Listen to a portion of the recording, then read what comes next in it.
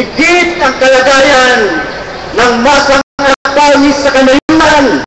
Ang mga magsasaka, mangingisda, kababaihang magsasaka ay patuloy sa pinagkakaitan ng lupa. Walang programa ang RIMing ito sa pagpapatupad ng reforma sa lupa.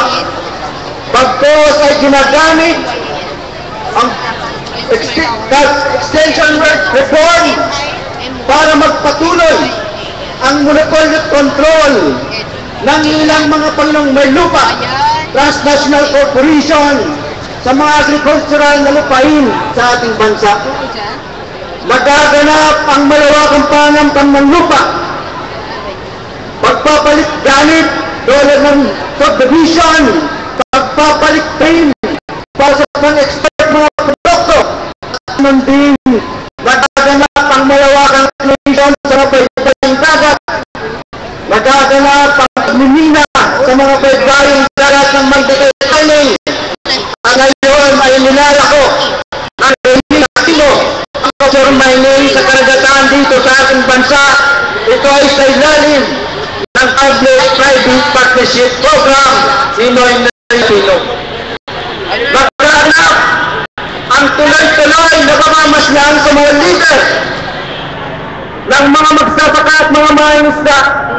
Magaganap ang harassment, magaganap ang gawa-gawang kaso o pagsasampa ng gawa-gawang kaso sa mga leader ng mga magsasaka, mangingisda at masang organisado sa kanayunan ng RIMing Noynoy Aquino sa ilalim ng pagpapatupad ng offline bayanihan.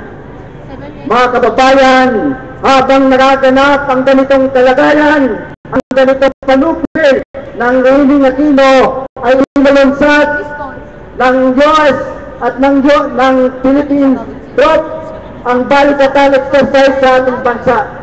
Ang pangunahing tinatamaan sa 28 na inilunsad na sa ating bansa ng joint military exercise ng US at ng tropa ng Kano at ng Pilipino. Ang tanging direktang tinatamaan dito ay ang mga magsasaka, mga mangingisda, kapatid nating mga katuturo doon sa kanayunan.